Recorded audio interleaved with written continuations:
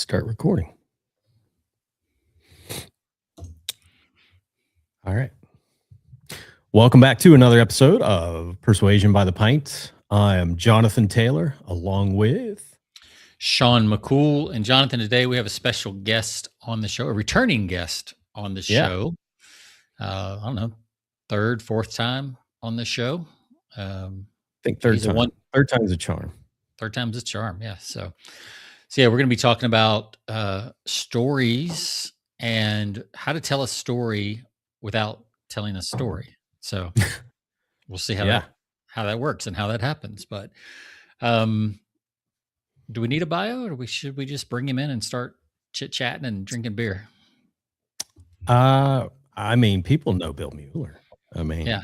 So we'll just say Bill is an awesome guy, and he is the founder and creator of the Story Sales Machine. Is that right, Bill? Mm-hmm. That's right. Thumbs up. Yep. He's a former sports journalist. Yep. Reporter, writer, journalist, not a reporter. Journalist, writer, reporter, whatever. Whatever. That's a past life anyway. So, well, let's why don't we get the crowd fired up and bring him on? Let's do it. You bring him in, and I'll hit the I'll incite the audience. Yeah, whoop it up.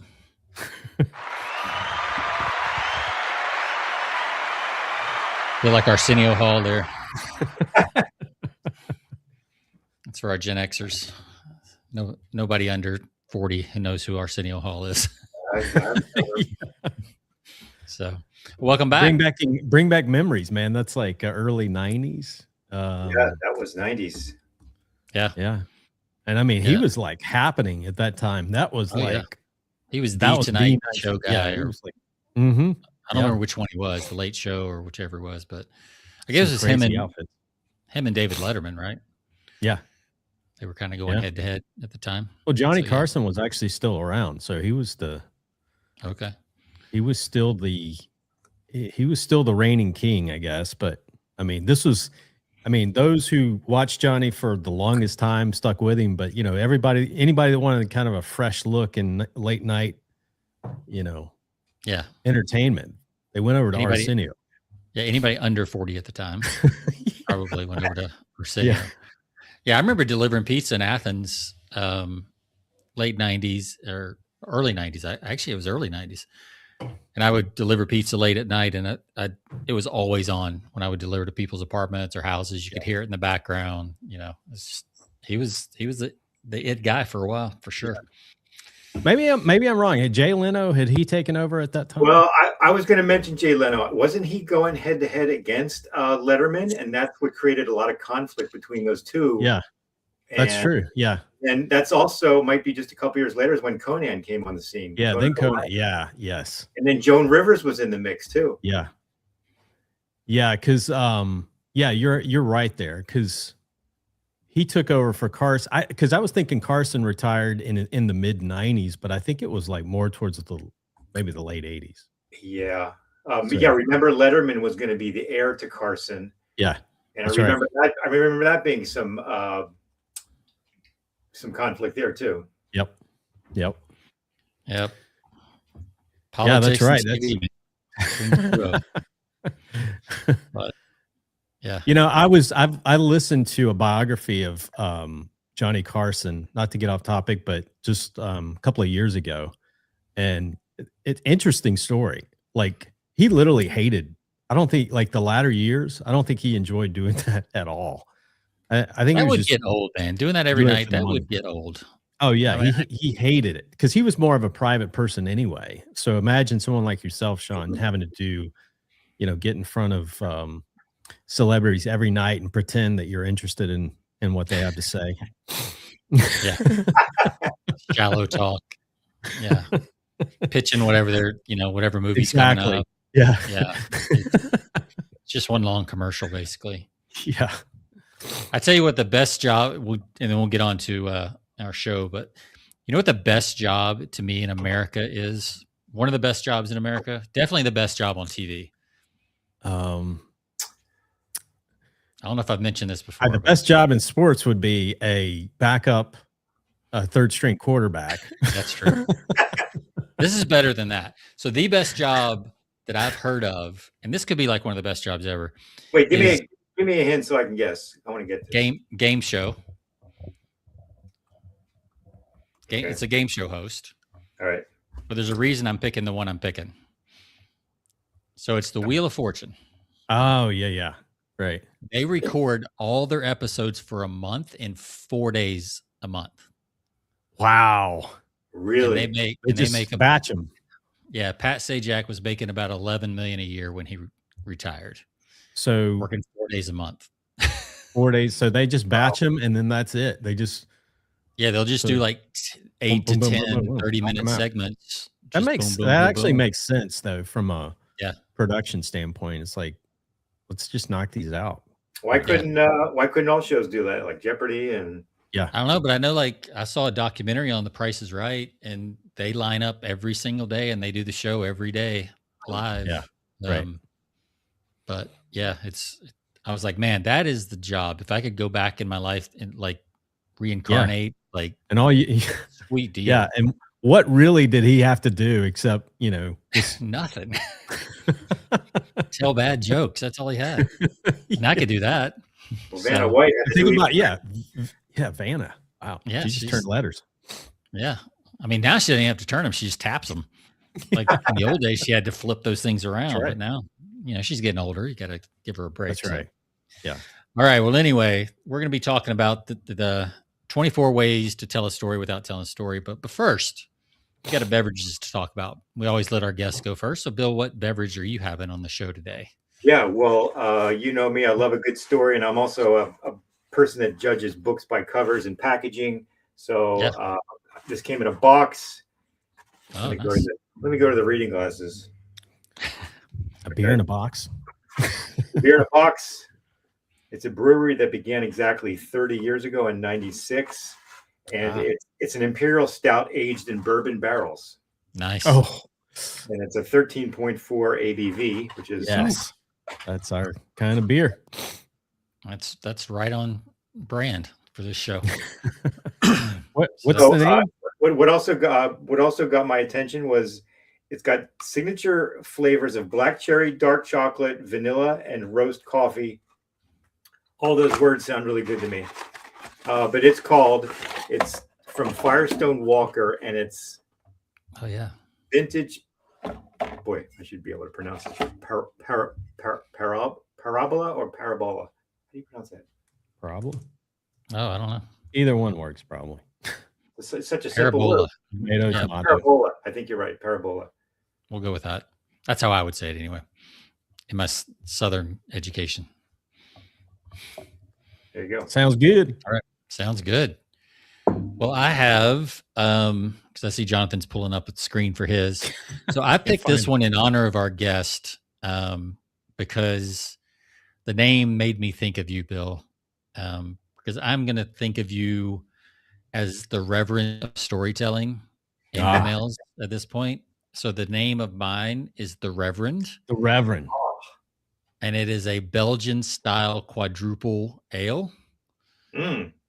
And I love the even looks like you, right? Got a little devious prayer hands going on there. No, this is it's 10%. And it's really cool artwork too. Yeah. I had not seen this one before. So, and it also, the description reminds me of you, Bill. Decadent, complex, and divine. So there you go. Yeah. I've been called worse. Yeah. Jonathan, what do you got? Decadent, complex, and divine. I love that. I've got this is a pulp. It's an American pale ale. So it actually looks like an IPA when I poured it. Ugh. Oh yeah. I didn't think it would, Looks like pineapple juice or something. yeah, I read it closely. It's 6.2%. So we'll see. I'm not overly thrilled about this one after pouring it, but only the taste will. Yeah, that'll be the true test. That's mine. It's good amber. Oh yeah, that Color. looks beautiful. I thought we were doing an opening thing, so I waited. Here we go. Oh, my bad. Yeah. No, I didn't know the protocol. Even though I'm a multiple guest, I should know these things. Oh, we just like to switch it up. And Hey, by the way, where don't I get some merch for being a multiple time guest? You do. You should. Can hook you up. Yeah.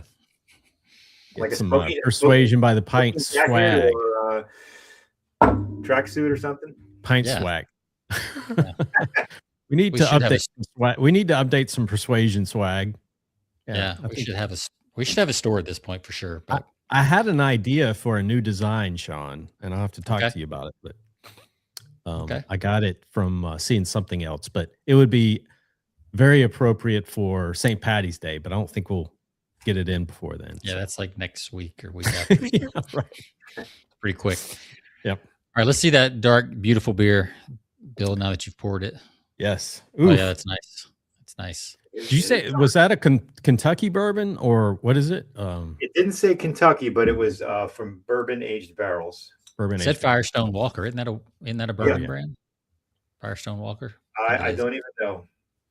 So Firestone. All right, well, Walker. let's cheers it up to a good story. Cheers. Cheers.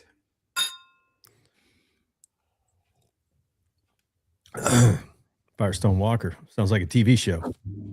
Firestone Walker. I'm gonna name my next kid Firestone Walker.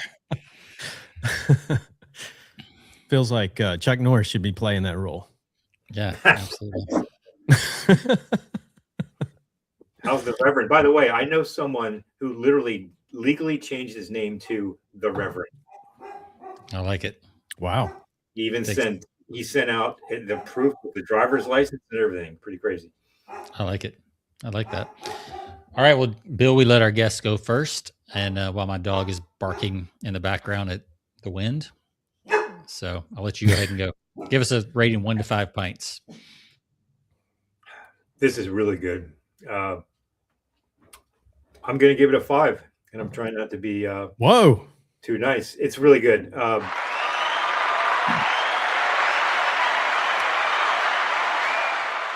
That is oh so rare. Those notes that I mentioned, I can taste them.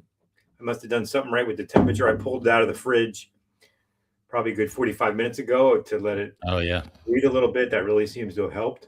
Good move.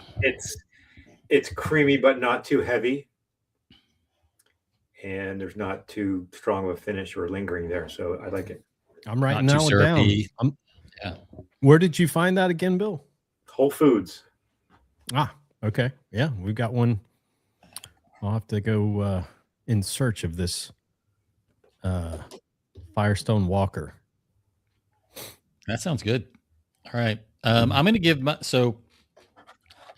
quadruple ales always have, these Belgian quadruple ales. They always have a weird taste at that first sip. I don't know what it is, hoppiness or something, but I always like them. And they usually hit pretty hard too.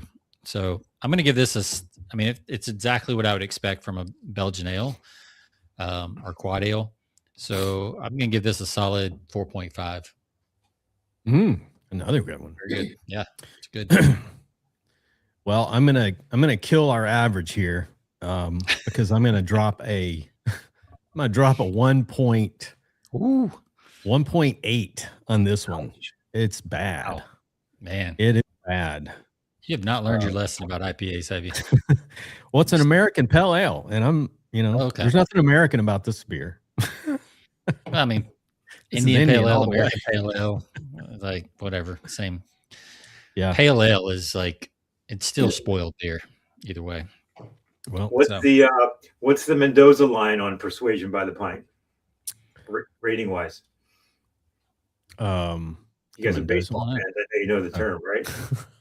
I don't. I'm not that big of a fan, but at the average, the average. There's a player whose lifetime average was, I think. Oh yeah. And if you're above the Mendoza line, you at least have some pride. If it's kind of like, what's the over under on respect for a beer? Like 2.5, 3.0. yeah, it's probably Yeah. 2.5, 2.75. Yeah. I mean, If you're above, somewhere. most of our beers get in the 3 and above range. Yeah. Surprisingly. I mean, it's We know, very few. well, we know what we're picking typically. Yeah. Yeah.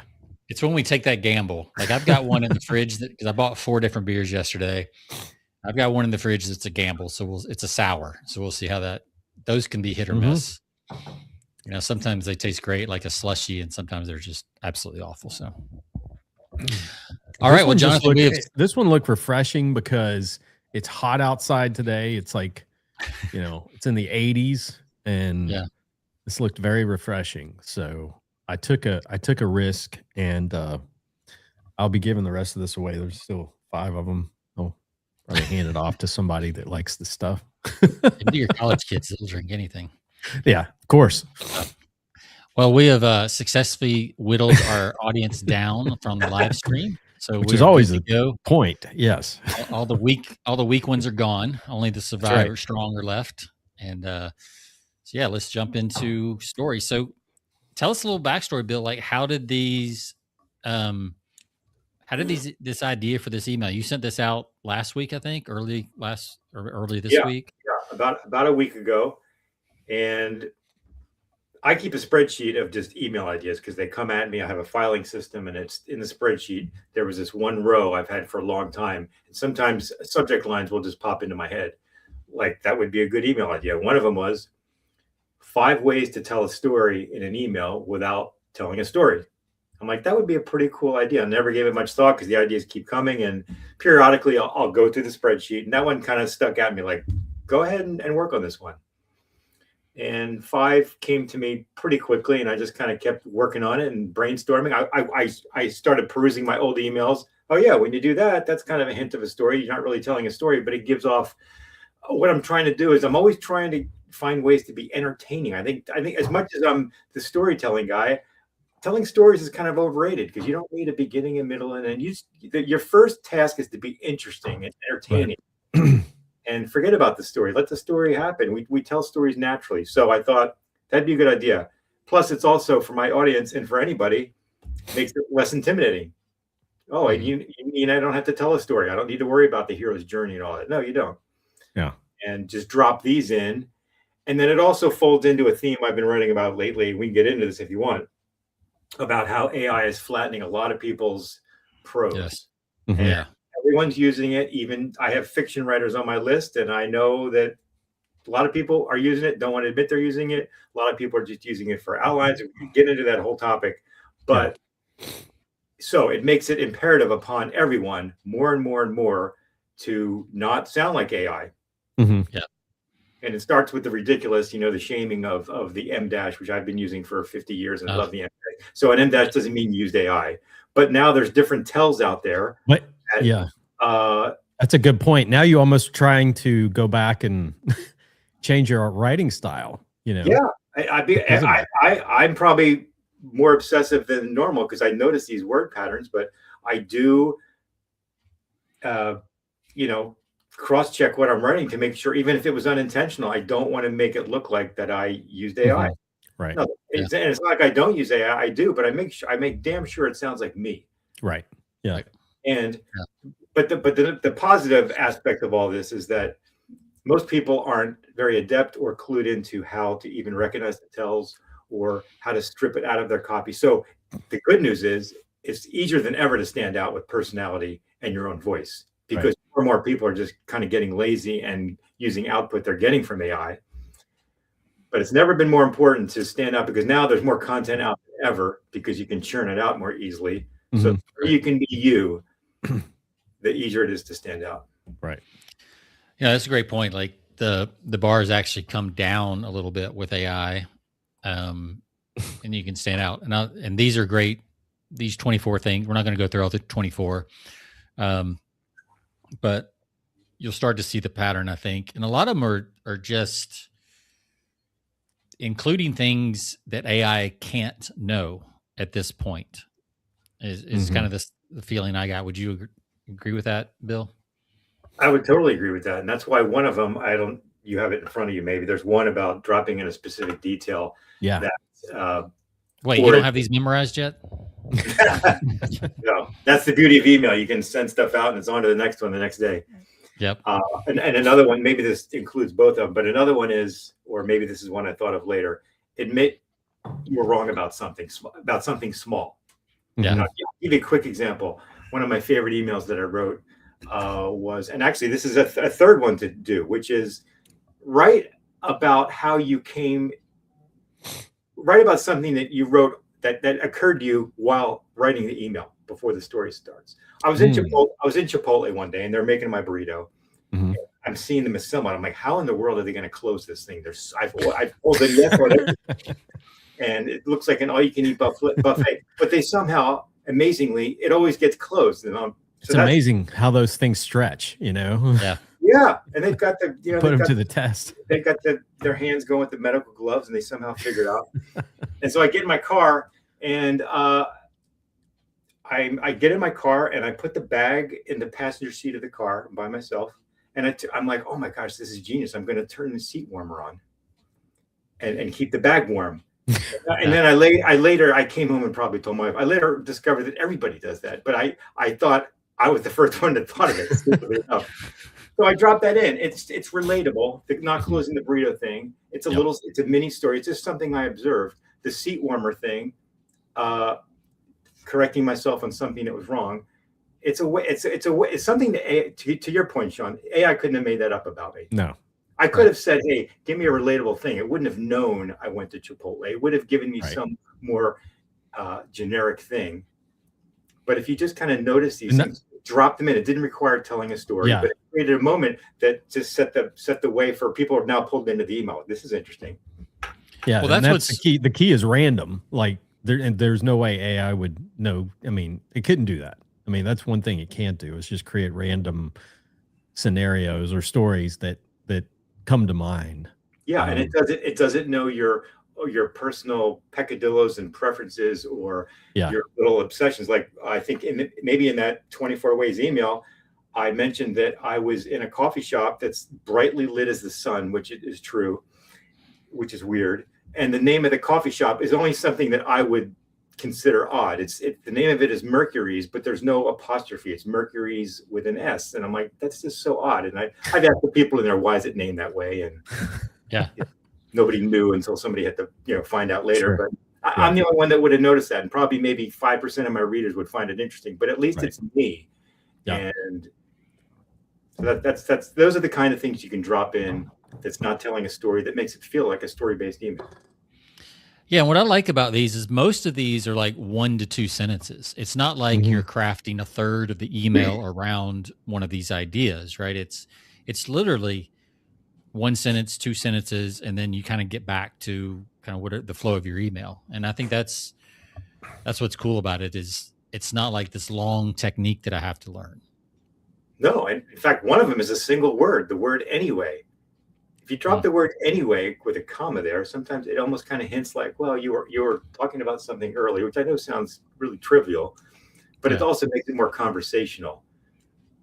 Yeah, it's my friend Doberman Dan. He's a Gary Halbert protege, and he's been writing a newsletter for a long time, a monthly print newsletter. And one of his things is anywho,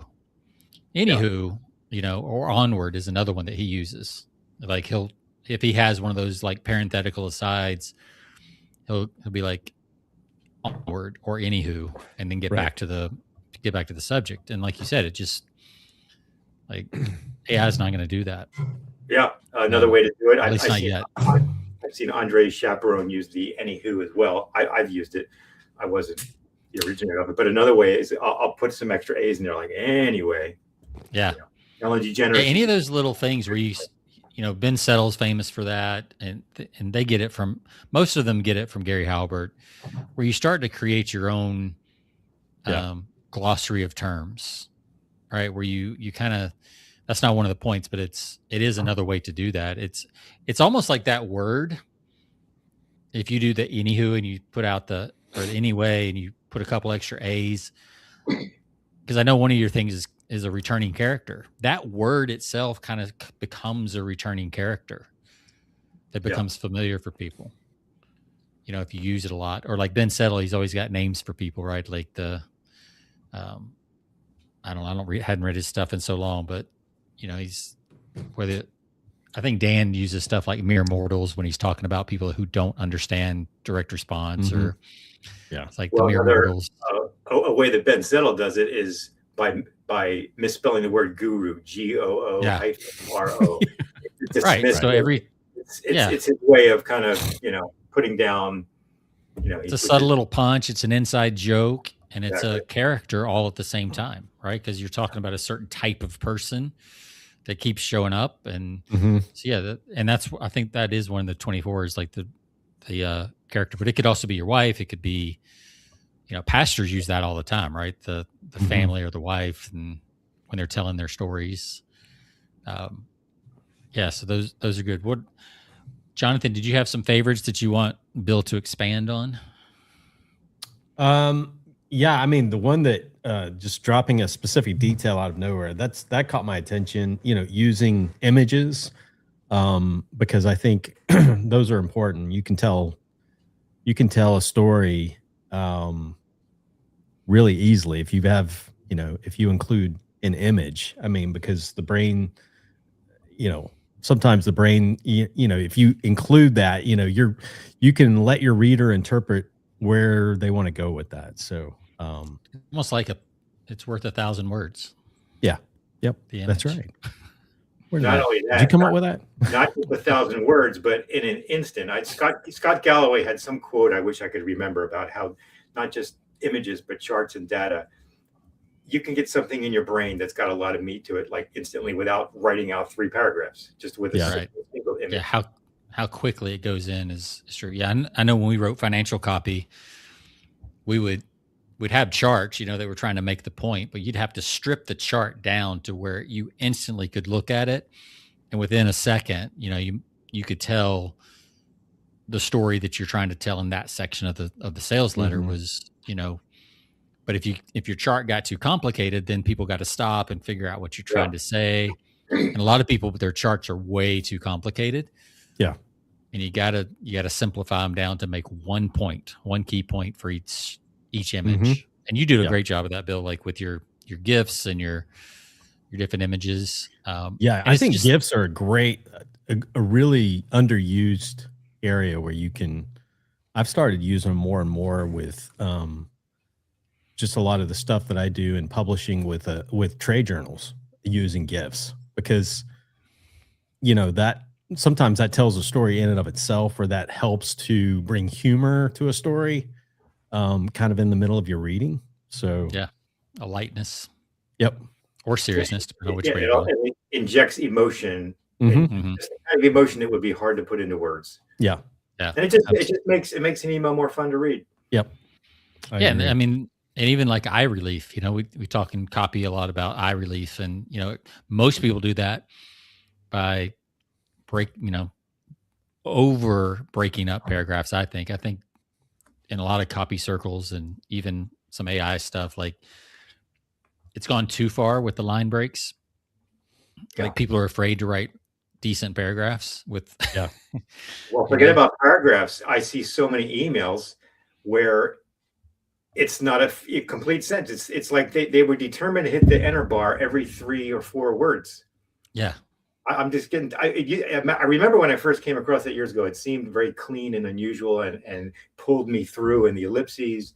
And now it's just been done to death, and it's become kind of a pet peeve of mine. That I had. By the way, I mentioned that I think in the following email when I broke down the email, which we can talk about, and I had one guy reply to me, a very astute customer of mine, because in that mentioning of me saying I'm getting tired of these short clipped sentences that aren't even full sentences, I added, am I the only one who notices this, or even nobody seems to notice this or care? And this guy wrote back and goes, that sentence right there describes me. Nobody seems to care about it, but it's all over the place. Does that mean we shouldn't have to fix it? He goes, why do you fix it? I go, well, it annoys me, and I'm writing partly to please myself, and I'm not going to write something stylistically that doesn't feel like something that should come from me authentically. So I tell you, Dan Kennedy, like he never followed that rule, like in his writing and a lot of his copy,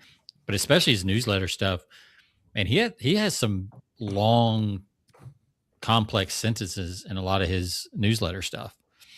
And it seemed to be fine for him. So, well, it's okay if you mix. It's great to have a long sentence, but then have a really short one after that. Yeah. We've talked about this before. Language is kind of like music; you need to mix it up.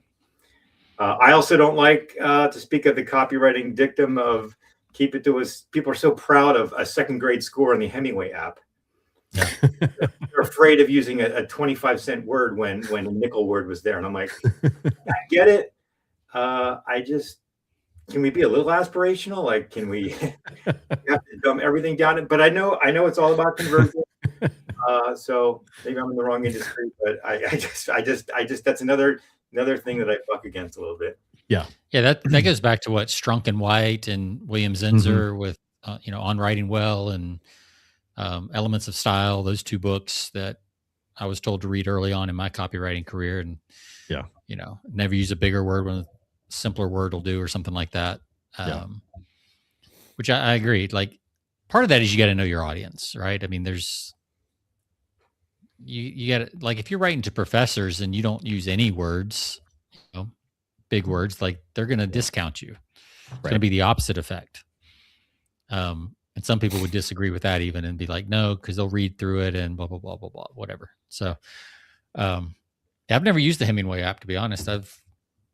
I use the FK score, and I do shoot for like 7 or 8 on the grade level. But yeah, second gets like, now we're getting into like Jack and Jill books, or like, yeah, that's a little too low, right? Yeah. We should all staccato. We should all aspire to a 6th grade reading level. At least 6th grade, middle school, right? I mean, that's where all the best jokes were. We should aspire to a, what is it? Trump is like, that's kind of his language is on a 6th to 8th grade level or something like that. So yeah, I guess that's what we're supposed to write. But you got a point there, Sean. You got to know your audience. So yeah, you're not going to talk like that to everyone. And you have to, and I think, Bill, you were kind of saying you have to write for yourself too. Mm-hmm. Yeah, you do, because if you write to please yourself, it sounds selfish, but this is, I think, a good form of selfishness. If it's interesting to you and you're not just slavishly doing it for the audience, people can kind of pick up on your enthusiasm if you're more enthusiastic about what you're writing about. And even if it might not be totally their thing, that comes across. So if you're just completely writing for an audience and not yourself, I think that's gets in the way. I love your point on starting, because you talk about in these 24 starting mid scene, like in the middle of something. So in medias you're res, starting, yeah, in media res, I think is what it's called, right? In the Latin, in medias res. So you're beginning in the middle of something that's already taking place, but that's so interesting, because if you read a lot of fiction, which, anybody that would recommend people that are writing copy, you should probably read some fiction from time to time. But really good fiction writers, they will start in the middle of a scene, and, it's the readers, in the reader's mind, they have to start filling in some of the details of what's going on. But I think that's really, really good. Yeah, one way to do that, and it is, I think it's great advice. One way to, because if you're doing a big intro or setup, that's, some people refer to that as throat clearing, which is not necessary. Look at your first paragraph, or at least the first couple sentences, and just for kicks, just delete it and see what the email looks like. And oftentimes you're starting right in the middle of the action. And I've started, in fact, I taught that one tip in an email, and the way I started the email was through demonstration. And I started it with a quote. In film, it's called a cold open, where you just jump straight into the action. In fact, that's what they call it when Saturday Night Live opens. There's no introduction. This is Saturday Night Live. It's just boom, you're right into the sketch. Yep.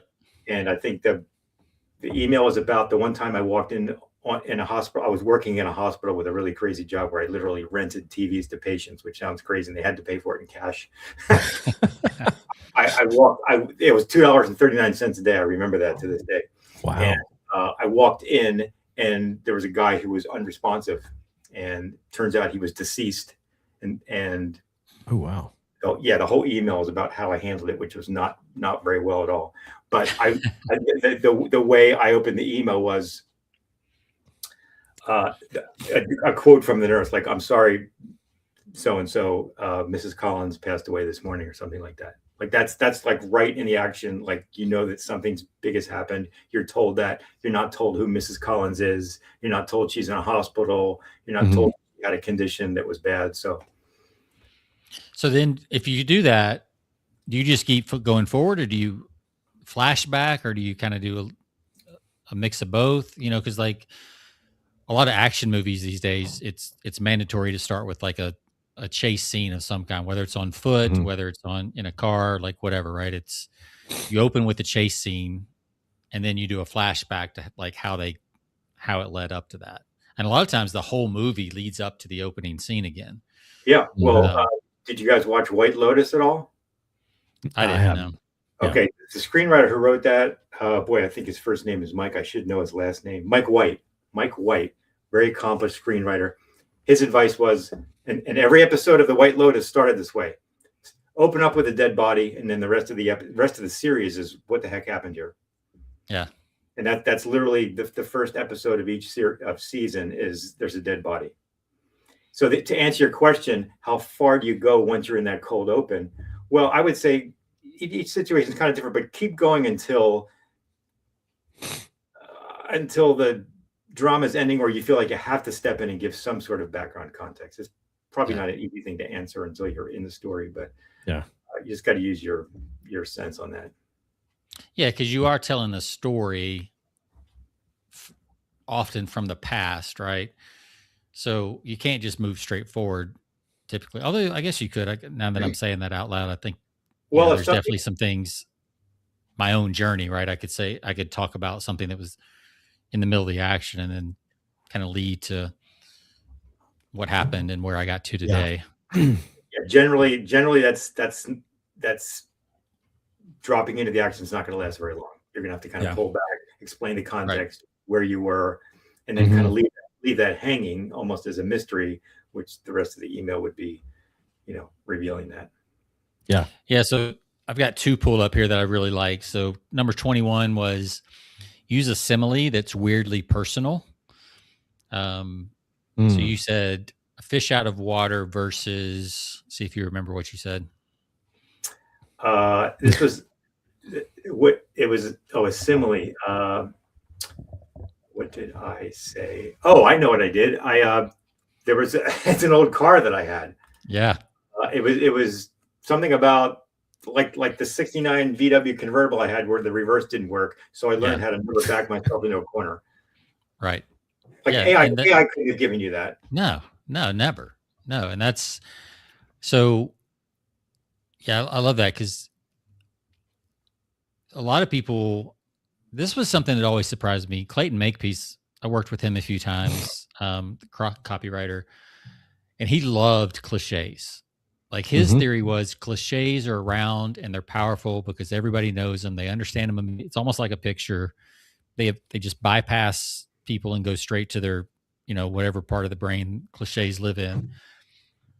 But I like this because it uses the power of the cliche, like the truth of it, but it's fresh. It's fresh, right? Like cliches are handy. They're colloquial and you got to keep it conversational. But it also slides by your eye just slides right over it. Yeah. And that's not good. You want it fresh. You want each line to hit you like a firecracker in some ways. Yeah, you don't want to be the motivational speaker that tells the same story that every other motivational speaker tells on stage, right? Like that drives me crazy. Like they all tell the same stories. It's like, don't you have any of your own stories and one-liners that you've come up with over the years? I mean, you've been doing this for 30 years. Like, do we have to tell the same old stories over and over? Like get out and live a little. Absolutely.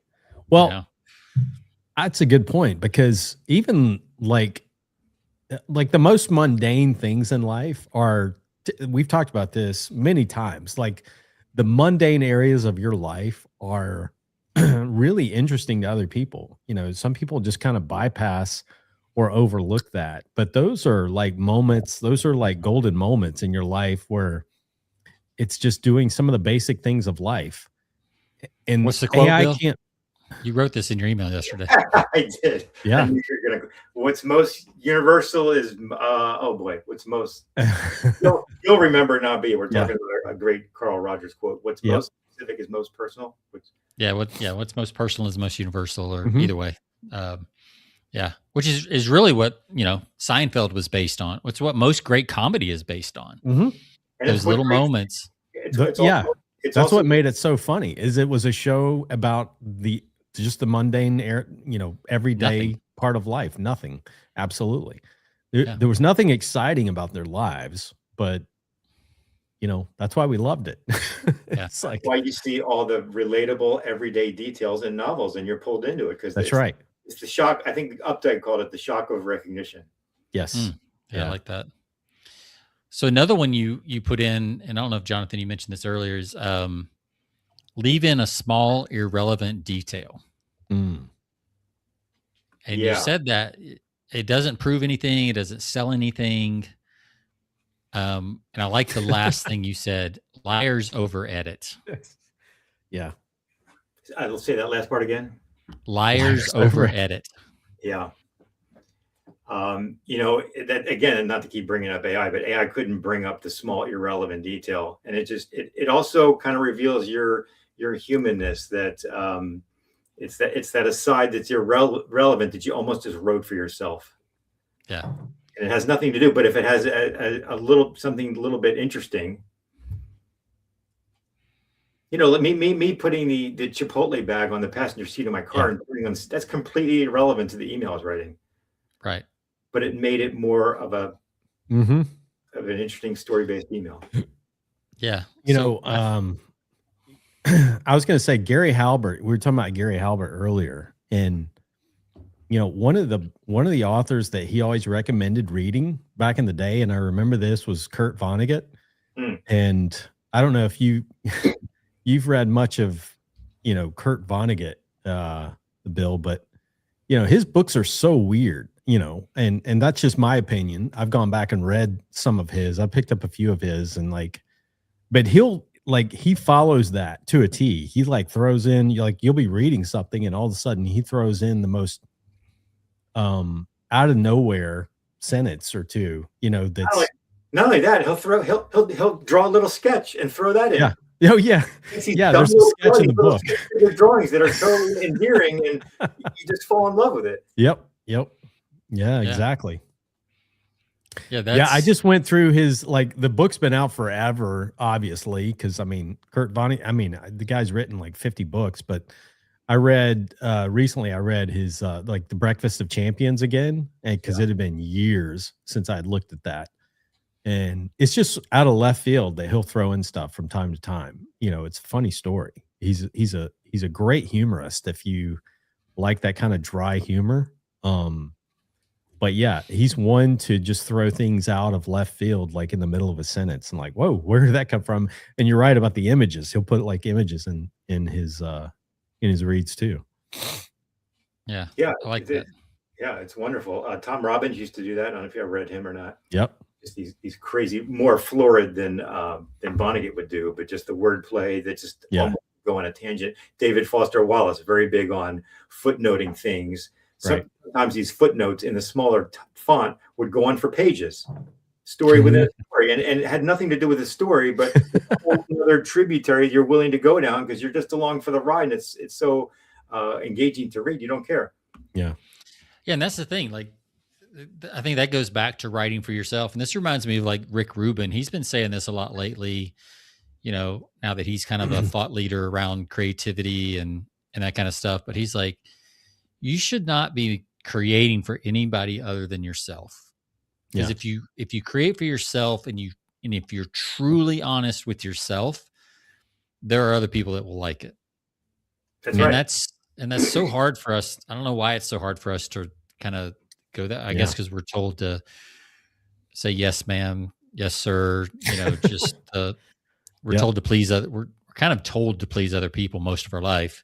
Always. Raise your hand to go to the bathroom. That's right. The right answer on the test. Stay within the lines when you're coloring. Yeah. And All that stuff. people also, I think that their own little proclivities are weird. But what they don't remember is that a lot of people have the same little weird things you do. Mhm. Yeah. And Absolutely. anytime I have a question like that's an interesting question, I'm like, you know what? Thousands of people have had that question today. Probably it's not unique. But it is we forget though. So I think that's why Right, yeah. that's why writers have to remind us and artists have to remind us over and over and over Yeah. Right. about the some of these simple truths that we just forget in the business of life that we just forget about. Yeah. And I think that's a major part of no matter what you're selling, no matter what problem you're solving, you're a human helping another human. And we tend to forget that. Yeah. And speaking of selling, that list of 24 ways to tell a story without actually telling a story. One reason it works so great, I think, for persuasion and selling is because we all have our guard up for marketing and advertising. We're all so sensitive to it. But when you do these, like the small irrelevant detail or the changing the cliche or whatever it is, neurologically, people's guard is down. They're not expecting to be sold. They're not feeling manipulated. They don't feel it coming on. And it's not screaming like I'm about to hit you with a pitch. I think that's another reason they're so refreshing. Well, as you say that, I was just thinking like you could have just as easily called this 24 ways to build know, like, and trust with your readers, because that's really what it is. Yep. And everybody knows if you've been in sales for very long, you realize, I mean, you've heard that for years, right? Like people want to do business with people they know, like, and trust. And the only way you can do that is to get personal, to get weird, to get, all these different vulnerable, things we talk about. even vulnerable. Vulnerable. And because you talk about, that's one of the things. It's like talk about areas where, you've tried things that didn't work and you've stumbled along the way. Showing your vulnerabilities. I mean, I think is, really attracts people to you because you seem like a real person. That's made mistakes along the way. So, I mean, that's a good takeaway. Yeah, it also takes away removes all the frameworks we're so trained under, AIDA. Yeah. Problem, agitate, solution. We can see, even non-marketers can see that stuff coming. We've all watched the 45-minute VSLs and seen the proof. Like we're all being set up now. We've seen too many of them. So when you use these things, like you said, Jonathan, you come across like a real person. Your guard is down, and just serves you better, I think. Mm-hmm. Yeah, the forced open loops and all the different things. And there's nothing wrong with those techniques. It's just and this is what AI does terribly, or does really well, I guess, is it overuses everything that it thinks is good. Yeah. Right. I mean, that's the problem with AI right now in writing. And I've actually had this conversation with AI when I was trying to figure out, like, why do you keep using this phrasing? And I would go back and forth with it and kind of force it to reason. It's like, because I don't understand time and context. Yeah. Right. Really? It doesn't understand, like, AI has almost no sense of time and space. Right.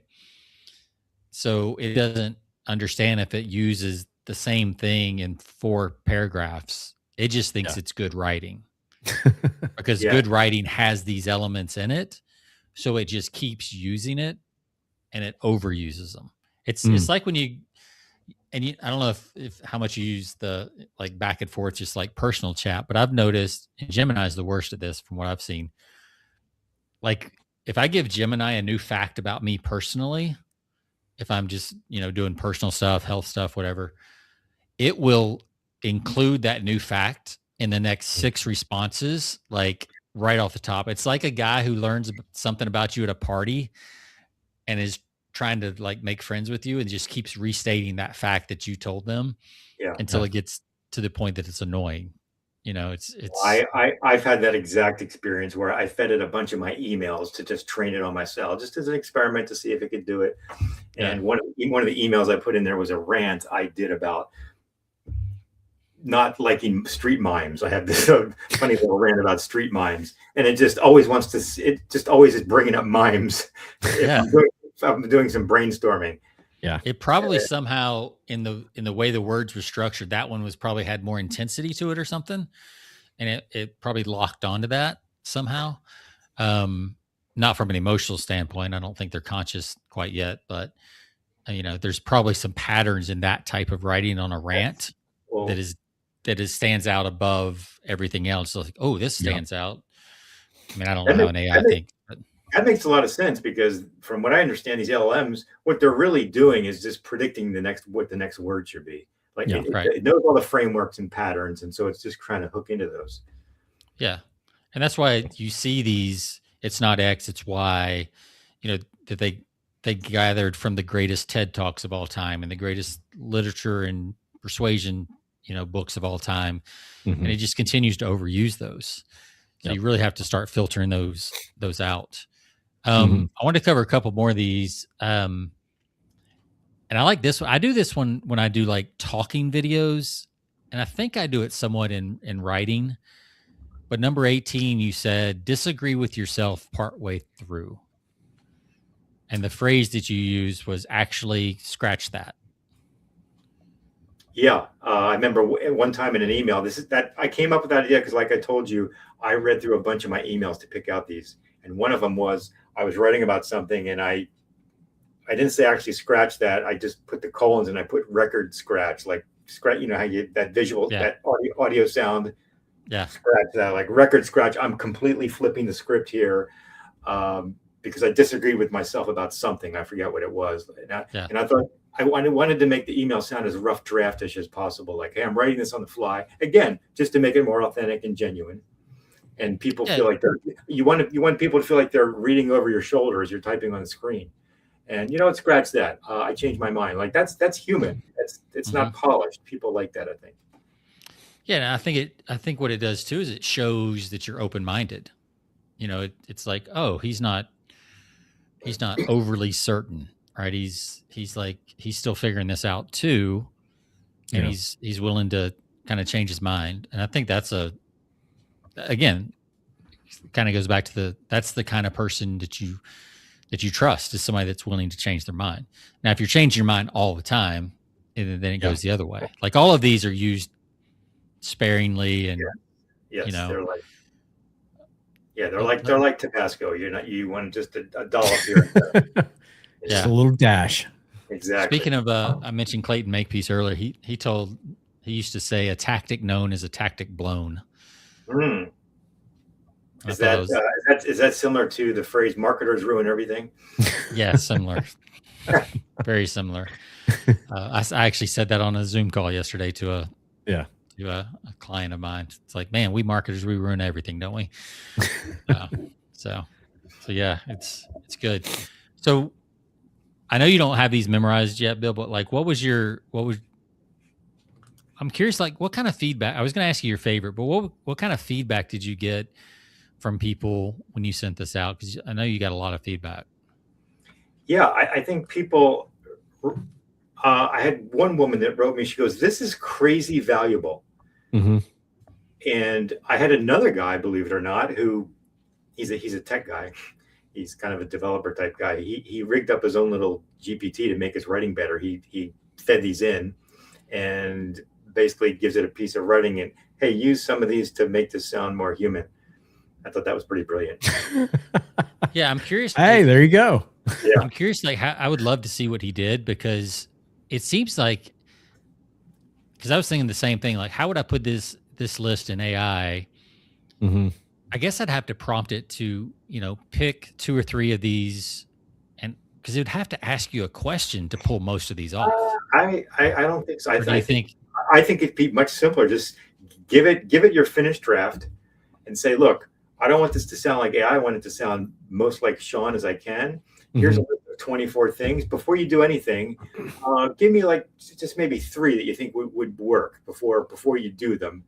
Tell me which 3 you think might work and where would you put them? I know Claude could do that in a heartbeat. Yeah. And then if you didn't like the 3, go out. I'm not so hot on those. Give me 3 more. Yeah. All right, let's try number 2 and redo the draft and see what happens. I bet it would do pretty good at that. Yeah, I could see that. And then if it is, say, I guess I could add the phrase like, and if you need information from me to make one of these work, ask me. Yes. Yeah. And then I think it might be able to pull, because if you just tell it to use like give me 3, it's going to pick the ones that it knows, but it's not going to be able to give you some of those details that are only right? Which Claude is getting better at that. It will ask you. I'm noticing it's asking those kind of questions more when I'm talking about writing with it, where it's like, well, give me an example of this, like, and maybe it's just because the type of conversations I've been having with it lately, but it is starting to ask before it just goes off and does things. I'm definitely noticing more nuanced feedback, and it gives me suggestions that I didn't even think of and didn't ask for. Yeah, but it's still doing it in a permission-based way. It's getting better. Yeah. It's I think I was thinking today, in the internet, 2000s, you had all these companies that nobody knew who was going to be what, and then Google and a couple others come out on top, right? And I just feel like in the last week or month, like Anthropic is starting to look like the one that's going to survive the AI wars. And that's just my current opinion, but it just seems like they're building a better product overall. Yeah. And they just keep layering it on. And so it's what's weird is they're doing it for writers and coders at the same time. Like it's pretty wild. And then politically they're taking some pretty strong stands too, which helped a lot with subscribers this week. They lost their contract with the government, right? Yeah, but they gained a lot of customers absolutely. who switched from ChatGPT to Claude because of it. That's right. So many that it basically crashed their servers a little bit. So that's pretty cool. Well, can you? I know we got a little bit of time. Can you did a follow up because you got so much response from this, and then you wanted to kind of show some of these things. Can you walk us through? You don't have to show it on the screen or anything, but just kind of give us you pulled a couple of emails. You asked your readers to send in emails, and you agreed to kind of look over them and see where they were doing some of these things or not doing some of these things. And you gave a couple of examples this week. You want to go over one of those? Sure. And the premise was, look, I know pretty much everybody's using AI, but if you do, that's fine. Everybody's using it.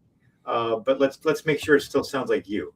So I'll tell you what, I've never done this before, but send me an email sample and I'll kind of grade it on a human versus AI scale. And I got a bunch of submissions. I picked 3. I've gone through 2 of them. The first one was interesting. She told a great story, and then she did a very copywriting-ish thing. She didn't let the story lie there. She had a beautiful ending. It was a great story. And she decided to explain it, and she expanded the takeaway of the story. Like, as you know, it's great to tell a story in an email, and if you want to sell something, that's great too. But you need to kind of extract some sort of lesson or takeaway that's useful for the audience. You're not just telling a story for the story's sake. You can do that once in a while if it's an incredible story. I've done it a couple times, but for the most part, you want to extract a story for your lesson, for your audience is useful, and then kind of seamlessly as you can put in a CTA for your product. Well, she did all that, but at the end of the story, and she had a takeaway that was good, but that wasn't enough for her. And I'm not saying this in a critical way. She wrote a very good email, and she has since replied and said, thank you for the great feedback. But she decided to expand the takeaways into bigger and bigger. They became claims. And it became not just a personal. She started selling. In other words, she started selling, exactly. And she started doing the staccato drum beat, 3-word sentences over and over. You became this, you became this. She didn't fully own the lesson in her own example and didn't let us scale it to our own life. In other words, she had a life-changing moment that she was doing something wrong with her diet. She fixed that. And instead of just leaving it there and causing me to think, wow, if it worked for her, instead of just continuing on with the benefits that she experienced and letting me translate that into my own life, she took it to a wider audience. Like, now maybe you're the person that does this and needs it. And it was just too much. And she was explaining the explanation.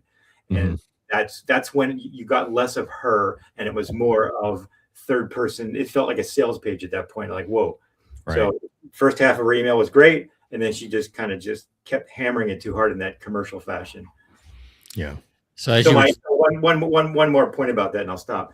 So technique wise, the first half of the email was in the first person. I this. She wasn't expanding it. Then in the second part, it became about you. You can do this. You. She put it into the second person, which is a classic sales page thing, and that's where it got off. That's where it got off the rails. Yeah, that reminds me. As you were saying that, I had an image flash in my mind of like a guy selling ShamWow, mops or something. And he tells this tear-jerking story of how his mom used to have to scrub the kitchen floors, and then he goes into the features and benefits of the ShamWow mop. That kind of feel, that kind of quick turn, because he's in this tight container. He's got people in front of him. They might walk out of the store.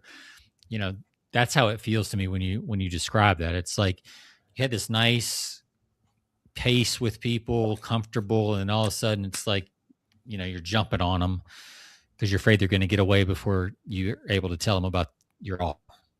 Exactly. Yeah. It's almost in a way, as the writer, and I'm just thinking this out loud with you, like, the writer loses trust in the reader to stay with them. And you think you got to hurry up and get to the point because they're going to, which ultimately comes back to your own belief in yourself and your story. But like, you're afraid they're going to disappear on you. So you got to hurry up and make the pitch. That's a great point. That the trust goes, but it's a two-way street. And I don't think I thought a lot about that, but you're right. It could be an insecurity on your part. You don't trust the reader to get it. Like, just get out of your own way and let the story land the way it really did. Yeah, it's if that's the case, then you probably haven't. If you're afraid that they're going to lose interest, then your copy's probably not that great. What did Ogilvy say? He's like, the reader's not a moron, she's your wife. Yeah, exactly. It's like, right. He's like, don't talk, he's basically, don't talk down to people and don't try to oversell them. Like, this is your wife you're talking to, That's right.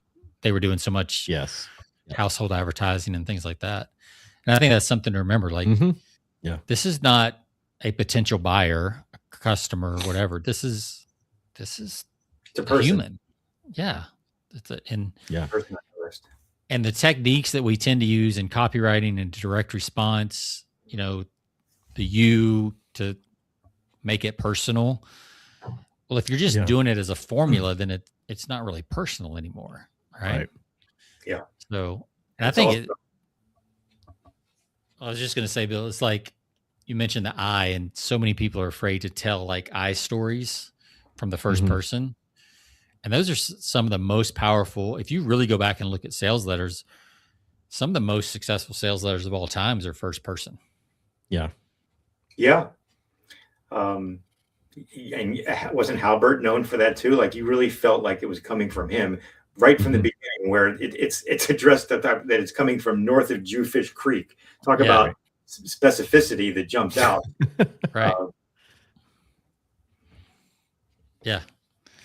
Yeah, no. So it's. I think and when I worked in the financial newsletter industry, again, like, there's the sales side of the business, and then there was the editorial side that delivered the newsletters after you bought them, and they had a whole list of not these things, but similar things. Like I remember the guy that had the largest readership and the largest newsletter at Agora at the time, Steve Sugarrood.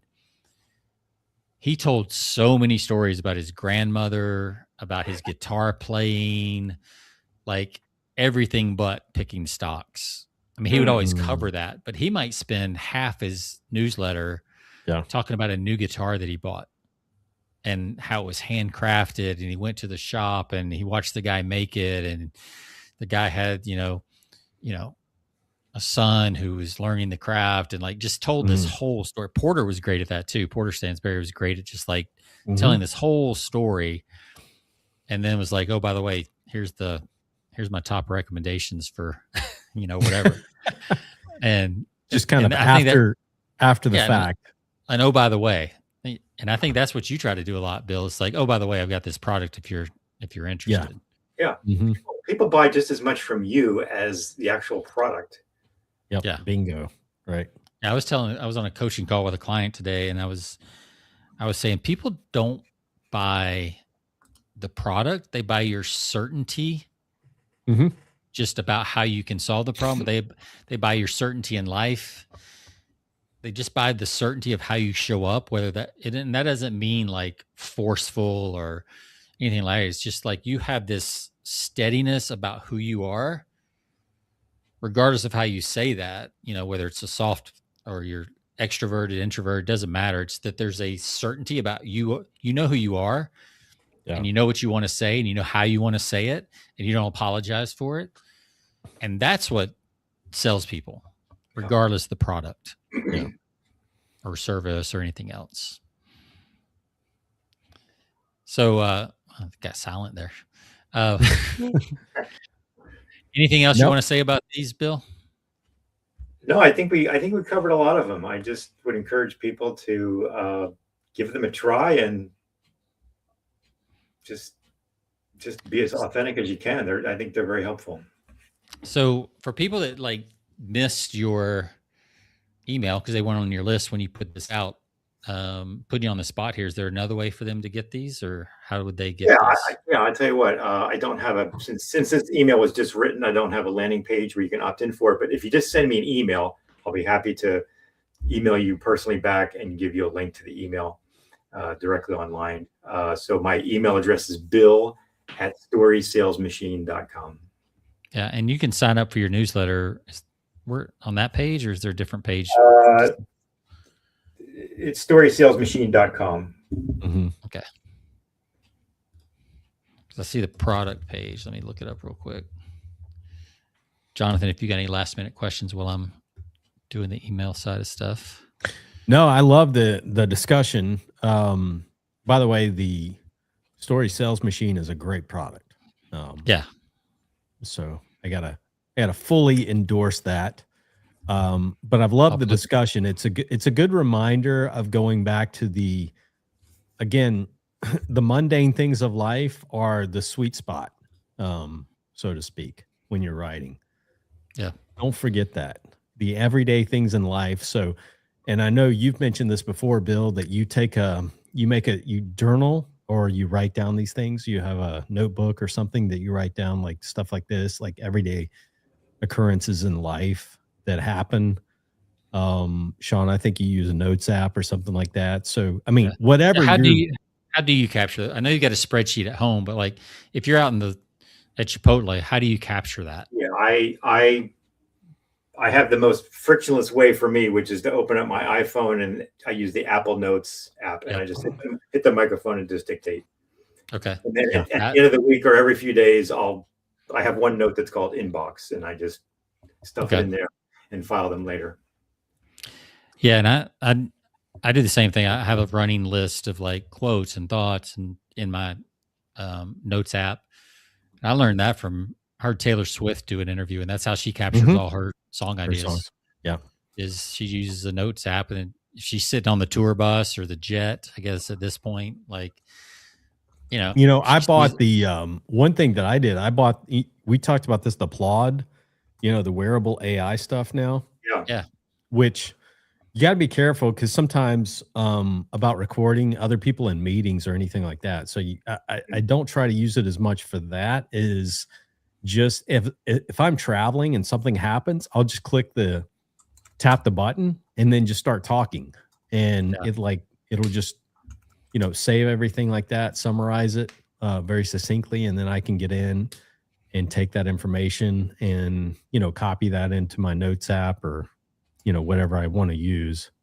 Yeah, Rich Schefren is doing a lot of that right now. He just had a big launch for his thing, and he's big on like the wearables that you can capture all your thoughts and all that stuff. And he's built a system. Now he's put thousands of hours into the system where his AI can write like him, but he has fed it so much data. So much. Yeah. That would not. Well, he's probably got that thing running, that recorder, that AI wearable recorder running 24/7. Yeah. And I mean, he integrates everything. He integrates his Strava and it's all going into multiple AIs and everything. So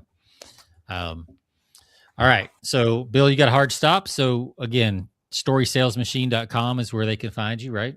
Yeah. And if there's any issue with that, just send me an email directly, bill@storysalesmachine.com.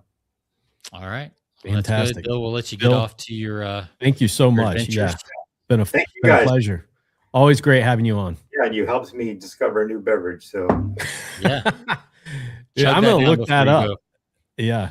I'm gonna be looking for that one. All right. Well, Bill, have a good one, man. We'll let you go and get off thank to you, your guys. appointment.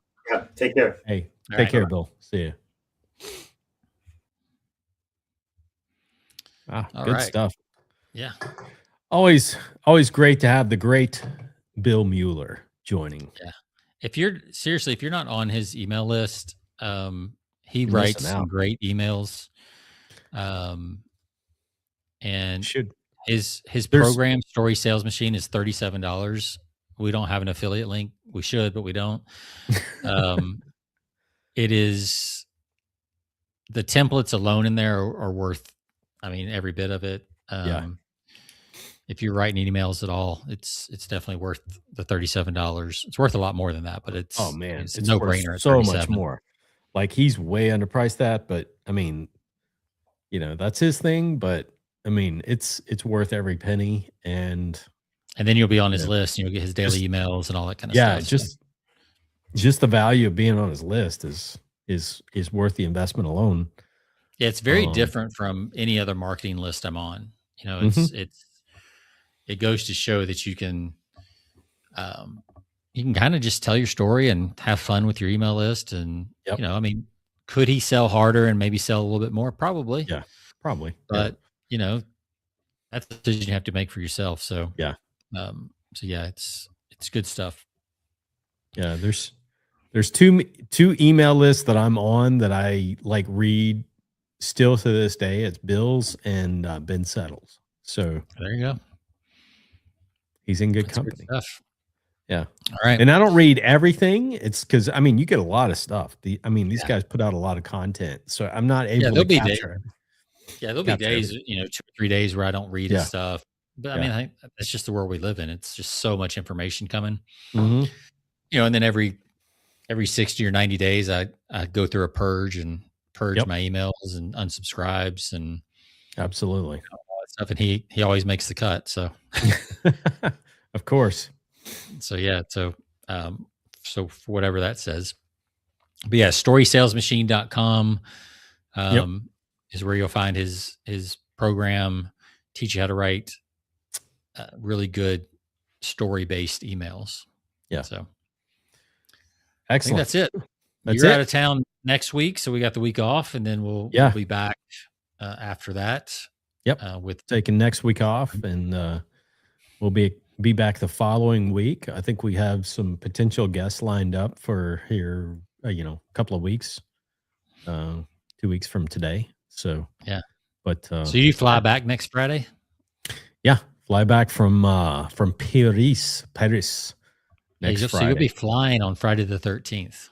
I know. I thought about that. David doesn't love that.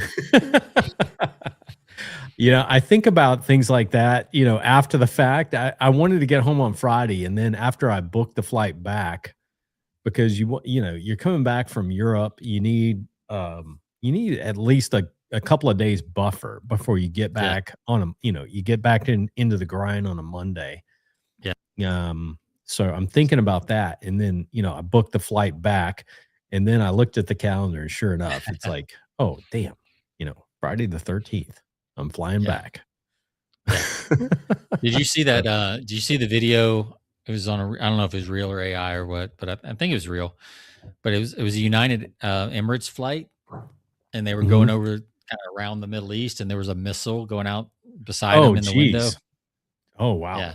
So make sure your pilot's taking the long way around. Yeah.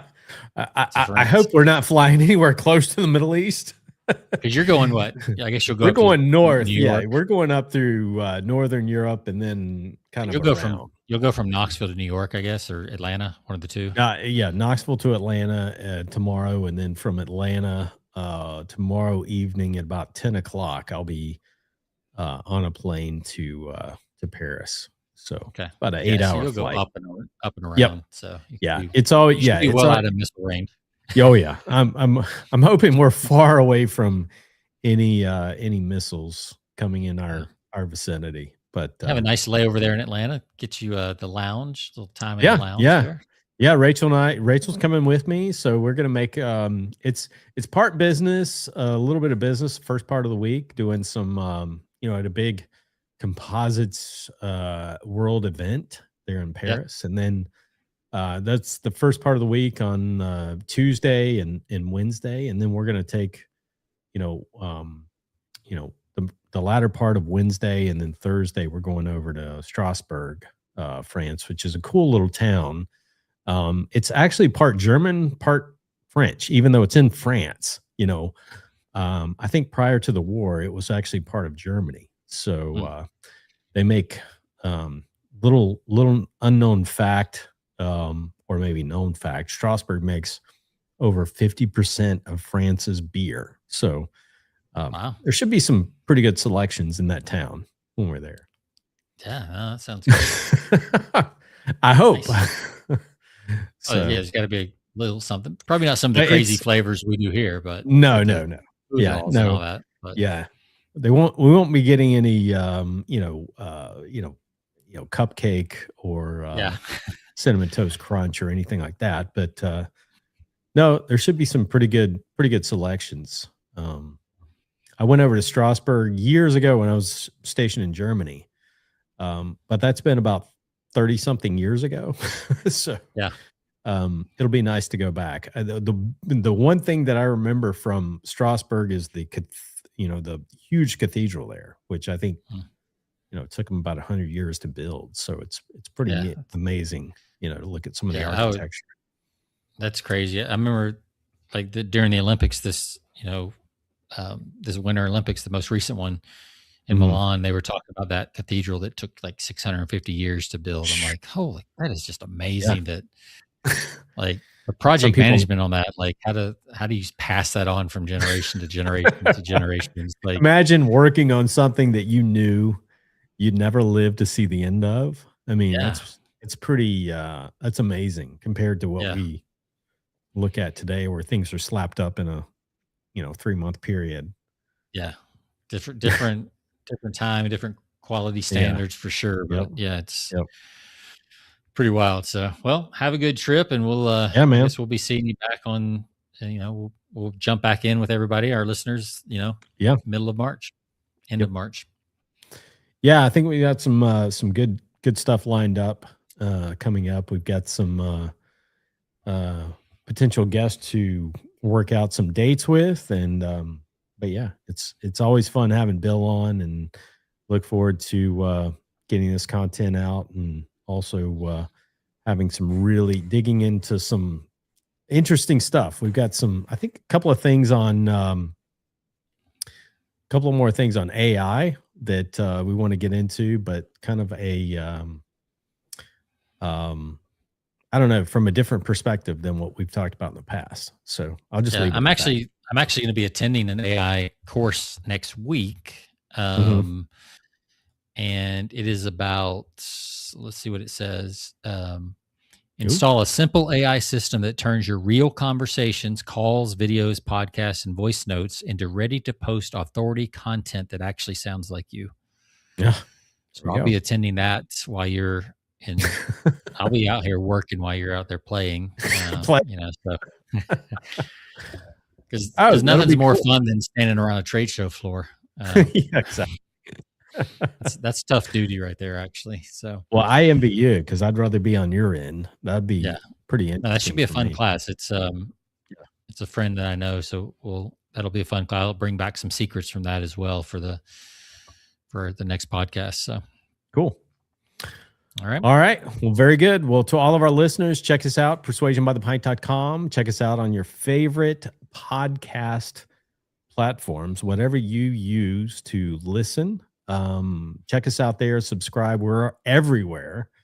And we'll see you on the next episode coming up in just a couple of weeks. Not too far away. We'll see you then. See ya.